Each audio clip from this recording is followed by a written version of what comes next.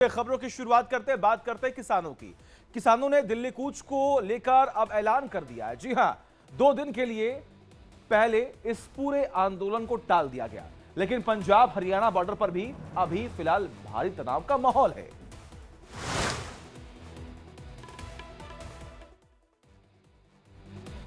हरियाणा में किसानों ने सड़कों पर चक्का जाम किया तो यमुनानगर में किसान यूनियन ने रेलवे ट्रैक को घेर लिया। मुस्तफाबाद रेलवे स्टेशन के पास किसान पटरी पर बैठ गए। दरअसल बुधवार को खनौरी बॉर्डर पर पुलिस ने आंसू गैस की गोली दागी थी, जिसके बाद प्रदर्शनकारी ने भी हमला बोला। हिंसा में एक किसान की मौत हो गई, जबकि 12 पुलिसकर्मी भी घायल हुए हैं। तो किसान संगठनों ने मीटिंग कर आगे की रणनीति पर चर्चा की। हमने डिमांड किया कि 302 का पर्चा दर्ज हो, हरियाणा के होम मिनिस्टर के ऊपर, उसके चीफ मिनिस्टर के ऊपर ये 302 का पर्चा दर्ज होना चाहिए। वहीं सरकार बातचीत के जरिए आंदोलन को खत्म करने की कोशिश में जुटी है। हमने पहले भी क्या हम वचनबद्ध थे हैं किसानों की आय बढ़ाने के लिए पहले भी कदम उठाए, आमदन बढ़ाई भी, आगे भी बढ़ाएंगे। बॉर्डर पर पुलिस ने किसानों को रोक लिया है, लेकिन प्रदर्शनकारी आर पार के मूड में हैं। कुछ किसान दिल्ली में भी दाखिल हो गए हैं। एमएसपी समेत अन्य मांगों को लेकर किसानों ने केंद्र के खिलाफ मोर्चा खोला हुआ है। इस बीच पंजाब से कुछ किसान ट्रेन से दिल्ली तक पहुंच गए। उत्तरी दिल्ली के सराय रोहिल्ला रेलवे स्टेशन पर पुलिस ने उन्हें हिरासत में लिया। बॉर्डर पर कड़ा पहरा है। किसानों को दिल्ली आने से रोकने की पूरी तैयारी है। बावजूद इसके प्रदर्शनकारी किसानों ने ट्रेन से दिल्ली में एंट्री कर ली। पुलिस इन किसानों से पूछताछ कर रही है। वहीं किसानों ने अपने आंदोलन को तेज करने की रणनीति बना दी है। हरियाणा के शंभू बॉर्डर से दिल्ली तक ट्रैक्टर परेड का ऐलान किया गया है। 26 फरवरी का जो प्रोग्राम होगा वो ट्रैक्टर मार्च का है, जो रास्ता दिल्ली की तरफ को जाता है। वहाँ पर अपना रोष प्रदर्शन करेंगे। दरअसल खनौली बॉर्डर पर हिंसा को लेकर किसान गुस्से में हैं। अब किसान आर पार की लड़ाई के मूड में हैं। और देखिए, गुजरात के दौरे पर पहुंचे पीएम नरेंद्र मोदी ने वालीनाथ महादेव मंदिर की प्राण प्रतिष्ठा की। देखिए, मेहसाणा पहुंचे पीएम नरेंद्र मोदी ने भव्य रोड शो किया। इस दौरान सड़क किनारे खड़े लोगों ने उनका स्वागत किया। रोड शो करते हुए पीएम मोदी वालीनाथ महादेव मंदिर तक पहुंचे, जहां पूजा अर्चना कर प्राण प्रतिष्ठा की। 22 जनवरी को अयोध्या में रामलला की प्राण प्रतिष्ठा के बाद पीएम मोदी ने एक और मंदिर का उद्घाटन किया। जब देव काज हो या फिर देश काज, दोनों तेज गति से हो रहे हैं। वहीं पीएम मोदी ने 13,000 करोड़ के विकास कार्यों का लोकार्पण और शिलान्यास भी किया, तो जनसभा में कांग्रेस पर भी प्रहार किया। सोमनाथ के बाद वालीनाथ महादेव मंदिर को दूसरा सबसे बड़ा शिव धाम माना जाता है। मंदिर का निर्माण नागर शैली में पत्थरों से किया गया है। मंदिर की विशेषता ये है कि यहाँ भगवान शिव का स्वयं मुखा स्टैचू भी है। और गुजरात के बाद पीएम नरेंद्र मोदी देर रात वाराणसी पहुंचेंगे। 23 फरवरी को करोड़ों की सौगात देंगे।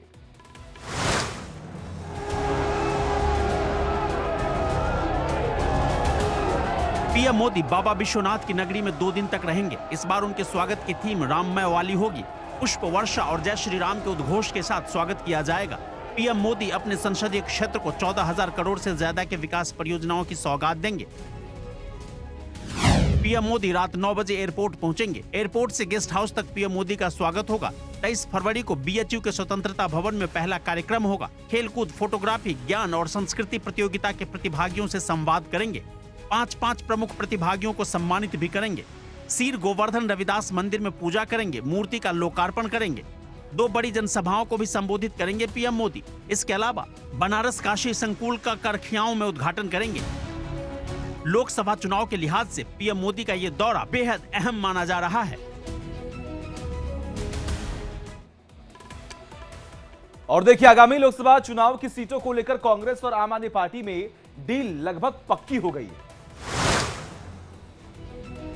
आगामी लोकसभा चुनाव को लेकर आम आदमी पार्टी और कांग्रेस के बीच सीटों के बंटवारे पर फॉर्मूला करीब फाइनल हो चुका है। सूत्रों के मुताबिक लोकसभा चुनाव को लेकर दोनों में सहमति बनी है।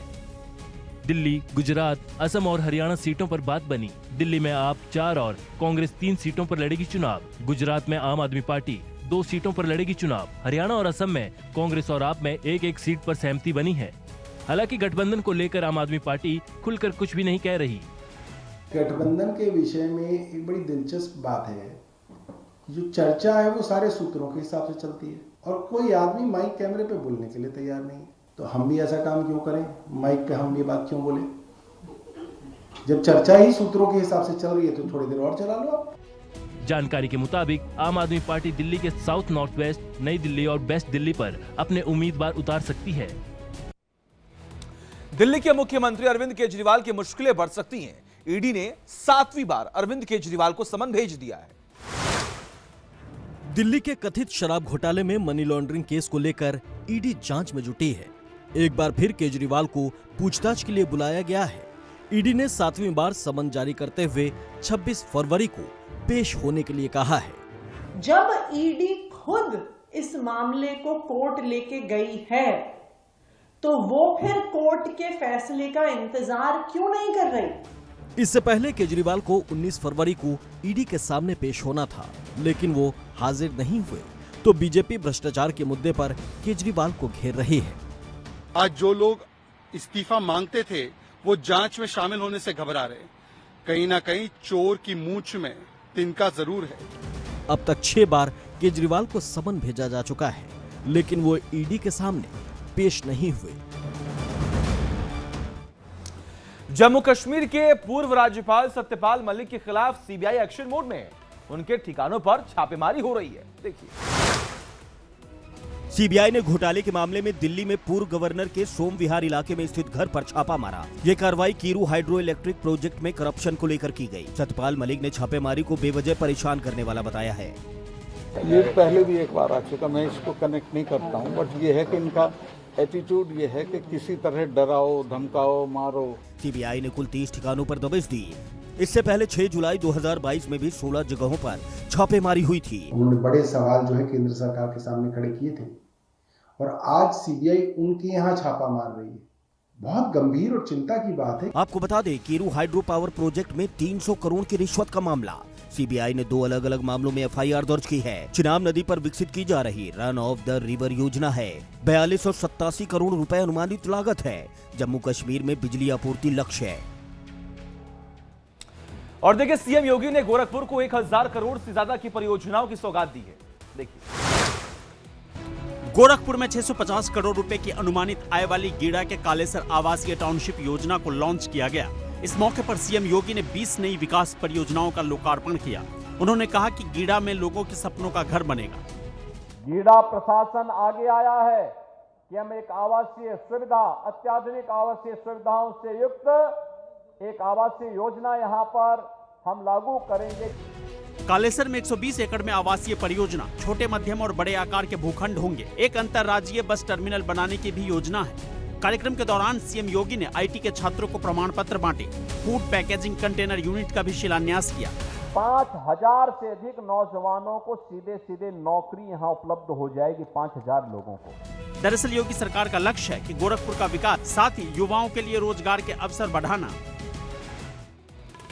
और देखिए, अमेठी में स्मृति ईरानी ने अपने नए बंगले में गृह प्रवेश किया है। इसी घर से वो 24 का चुनाव लड़ने वाली है। लोकसभा चुनाव से पहले केंद्रीय मंत्री स्मृति ईरानी का अपने संसदीय क्षेत्र में घर बनकर तैयार हो गया है। वैदिक मंत्रों के साथ स्मृति ईरानी सिर पर कलश रखकर अपने नए घर में दाखिल हुई। पहले उन्होंने अपने पति जुबिन ईरानी के साथ विधि विधान से पूजा अर्चना की। वैदिक मंत्रोच्चार के साथ हवन किया गया, जिसके बाद स्मृति ईरानी ने पूजित कलश को सिर पर रखकर गृह प्रवेश किया। घर के प्रवेश द्वार पर स्मृति ईरानी ने स्वास्तिक भी बनाया और कलश लेकर चारों तरफ परिक्रमा की। इस मौके पर वहां आए समर्थकों, बीजेपी कार्यकर्ता और स्थानीय लोगों को प्रसाद भी बांटा गया। मेरा ये सौभाग्य है कि अमेठी ने एक प्रत्याशी के रूप में मेरा भले ही 2014 में स्वागत किया हो, लेकिन दीदी के रूप में मुझे स्नेह और सम्मान दिया। ये आवास गौरीगंज के मेदन मवई गांव में बना है और इसी नए बंगले से इस बार स्मृति ईरानी चुनावी मैदान में उतरेंगी। जम्मू कश्मीर के गुलमर्ग में बर्फीले तूफान से हाहाकार मच गया। हादसे में एक विदेशी सैलानी की मौत भी हो गई, जबकि कई लापता हैं। जम्मू कश्मीर के गुलमर्ग में गुरुवार को अचानक हुए एवलांच में एक विदेशी सैलानी की मौत हो गई, जबकि 3 लोगों को बचा लिया गया। हादसे में कई लोगों के लापता होने की खबर है। राहत और बचाव कार्य में लगी टीम के मुताबिक ये बर्फीला तूफान उस वक्त आया जब विदेशी सैलानी अफरवाट पीक पर स्थित खिलनमर्ग क्षेत्र में स्कीइंग कर रहे थे। गुलमर्ग में भारी हिमस्खलन के बाद पुलिस, एनडीआरएफ के साथ सेना ने भी मोर्चा संभाल लिया है। फंसे सैलानियों को सुरक्षित बाहर निकालने के लिए हेलीकॉप्टर का भी इस्तेमाल किया जा रहा है।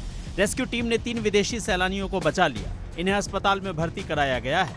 हालांकि बर्फीले तूफान में फंसने से एक सैलानी की मौत हो गई। जम्मू कश्मीर प्रशासन की तरफ से राज्य के 10 जिलों में बर्फीले तूफान का अलर्ट जारी किया गया था। बावजूद इसके चेतावनी को अनदेखा कर विदेशी सैलानी स्कीइंग के लिए पहुंच गए और एवलांच की चपेट में आ गए। और देखिए, जम्मू कश्मीर के पूर्व सीएम उमर अब्दुल्ला गुलमर्ग में स्कीइंग करते हुए नजर आए। देखिए, भारत के स्विट्जरलैंड का मजा लेते ये शख्स और कोई नहीं बल्कि जम्मू कश्मीर के पूर्व सीएम उमर अब्दुल्ला हैं, जो स्कीइंग के जरिए राजनीति की थकान मिटाते नजर आए। बर्फ की सफेद चादर पर स्कीइंग के दौरान उमर अब्दुल्ला ने कई स्टंट्स भी किए। उमर अब्दुल्ला का वीडियो देखकर ये तो कहा जा सकता है कि उन्हें स्कीइंग में महारत हासिल है, तभी तो वो हाथ छोड़कर स्कीइंग का मजा लेते दिखाई दे रहे हैं, जबकि उनके पीछे स्कीइंग कर रहा एक शख्स उनका वीडियो बना रहा है। इसके साथ ही उमर अब्दुल्ला ने केंद्र सरकार से गुलमर्ग में स्कीइंग के बुनियादी स्ट्रक्चर को सुधारने की अपील की। उमर अब्दुल्ला ने कहा कि कश्मीर में शीतकालीन खेल प्रेमियों को आकर्षित करने के लिए गुलमर्ग में स्कीइंग के बुनियादी ढांचे में सुधार की जरूरत है। सोशल मीडिया पर वायरल नेशनल कॉन्फ्रेंस के नेता उमर अब्दुल्ला का ये वीडियो देखकर हर कोई हैरान है। साथ ही उनकी स्कीइंग की जमकर तारीफ कर रहा है।